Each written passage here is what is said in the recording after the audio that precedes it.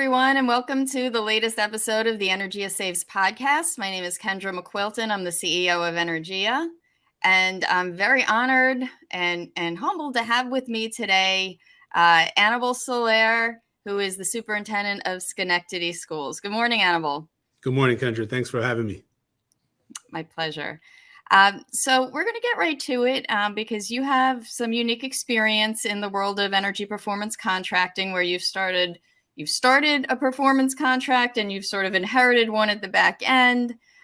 So we wanted to kind of get your perspective as a superintendent on, why this concept, what it means to you, how it benefits districts and so forth. So I'd like to start with just getting an understanding of, before you were at Schenectady, you were at Batavia School District, and Correct. It's there that you decided to initiate a performance contract. Why did you decide to do that? I think the most prudent reason is fiscally, right? Fiscal responsibility. As a superintendent, you're responsible to find out ways to stretch your dollars, to find out efficiencies or ways you can recoup funds. And one that you don't typically look at is things like energy performance contracts, unless you come encounter somebody who can help guide you along in that process. And so, for me, it was, how do I figure out how to manage? At the time in Batavia, it was about a $52 million budget, and how do I stretch more of those dollars so I can put more money into the classroom, more money into programs, more money into staffing, innovation, things of that nature. And so that's where the attractiveness of an energy performance contract, given that the fact that there are some guarantees in there based on the energy performance contract, where if certain thresholds aren't met, you're going to definitely still protect your investment. And so to me, those things were really important. The fact that you could also do creative things like improve your lighting, your heating and cooling system, without also negatively impacting taxpayers, was also important. And so sometimes through building condition surveys, these things get identified, and you're trying to figure out, how do I do these things without having to, have a major capital project. Mm-hmm. Absolutely. And that makes a lot of sense. And that is the reason why a lot of school district administrators will go for these projects. However, what would you say to superintendents who often think, okay, this is replacing lighting, this is a facilities project, I'm going to delegate the decision to do this project off to my facilities director or even the business official, which are key players in the cabinet of any school district? But what would you say to those superintendents who think, I'm too busy to do this, let me just let others decide whether this is a good thing for the district without my input? I think, one thing I learned early on as a superintendent, and even as a school leader, as a principal, is you can delegate responsibility, but you can never delegate accountability. And so, when you think about energy performance contract, there are a lot of dollars typically behind these contracts. There's a length of period for prepayment. There's expected outcomes that you want from the project. And so if you delegate that responsibility, you really can never delegate the accountability, because at the end of the day, the board doesn't really go back to the business official. They go back to the superintendent to say, what is the report on this? What kind of savings did we gain? Taxpayers go to the superintendent. They really won't go to the chief financial officer or the business official. And so knowing that the conditions that you set up in your classrooms affect teaching and learning, which is also a major responsibility for the superintendent, things like energy performance contracts are part of that work. And so I always feel like, yeah, you can delegate some of the opportunities to get input from some of your cabinet members, but you definitely need to stay connected as a superintendent, because you got to see the project kind of to and through, and be able to speak to it in public settings, understand what the investment was, and then more importantly, be able to speak to the savings and speak to the outcomes that you're expected, and how you're going to use hopefully some of that recovered money or those savings for other things in the budget. Well said. Definitely. I think, from my own perspective of going in front of boards for like 20 years now, which I can't believe, it's really something that boards embrace, right? And the board is looking to you as the superintendent to bring these kinds of ideas to the table, right? Because it's really just not, I tell people, forget about the energy savings for a minute. We're talking about improved classrooms, better breathing, better lighting, all the things that superintendents and boards are most interested in. So couldn't agree with you more there. And then just to wrap up, Anibal, so when you came to Schenectady, which by the way, you're killing it over there. You guys are, I'm always seeing some good news coming out of Schenectady. So congratulations on your success there. Thank you. But you inherited a performance contract that Energy was also overseeing. It was in the construction phase and it's now complete. Have you gotten any feedback from the internal school district or external community?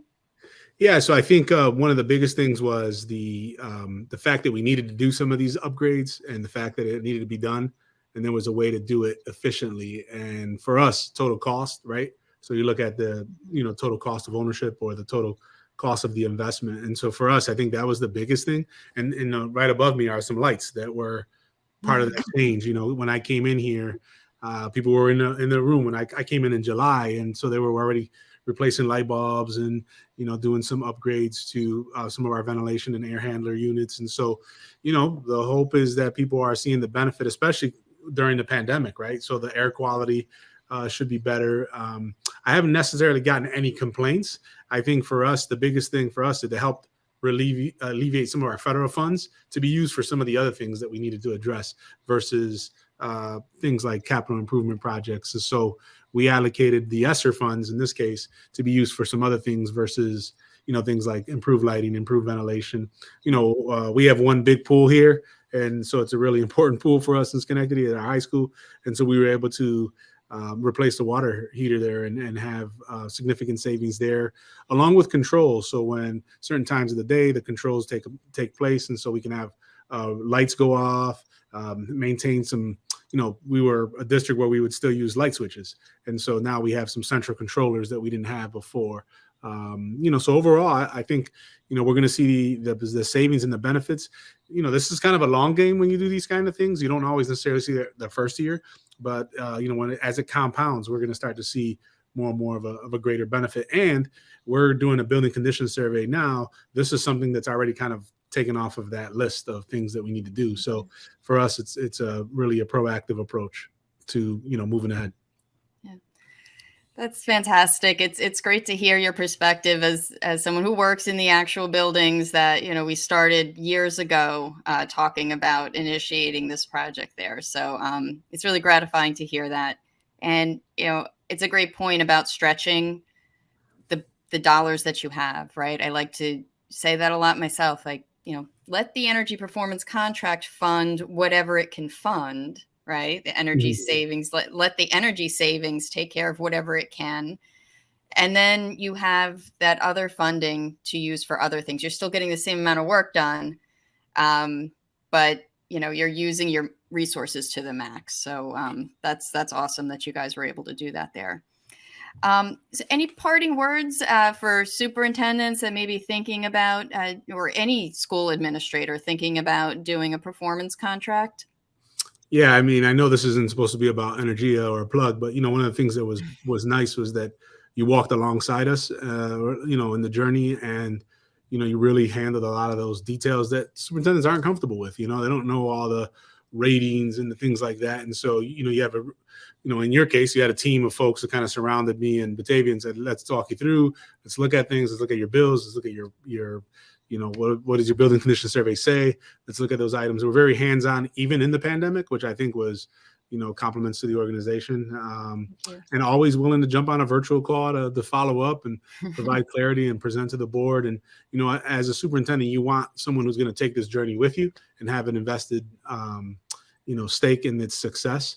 And, so I think that to me is a little different than what you see some other folks come out and do, is just like an architecture firm and things of that nature. It's just, this is what you guys are experts in. And so sometimes, you don't go to, a heating and cooling and ask them to work on your electrical of your house, right?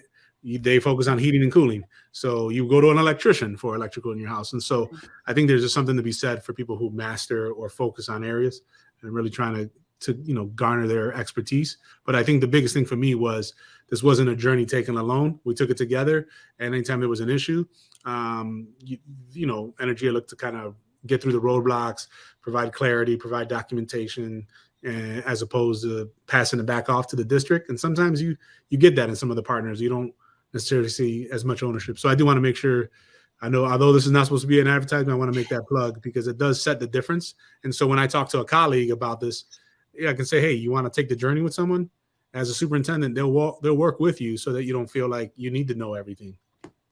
Thank you so much. I mean, really, that is our reason for being. That's what we always strive for, is to just make it easy. You make a decision that, yes, this is something you want to do, and we take care of the rest and just make it successful. So you've made my summer already. With that. No, I appreciate that, though, very much. No problem.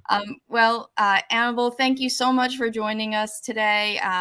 We really appreciate your input. If anybody has any questions for Anibal or myself about this concept or about Anibal's experience, I'm sure you wouldn't mind if somebody contacts us. And, we could. They can go through you and then they can get hold of Yeah, we'll screen them. Don't worry. But please email us at questions@energiasaves.com. And if you have any topics, that you'd like to learn more about, we'd be happy to hear those. Please subscribe to our podcast as well. And I want to thank you again, Anibal. And thanks, everybody, for tuning in. You're welcome.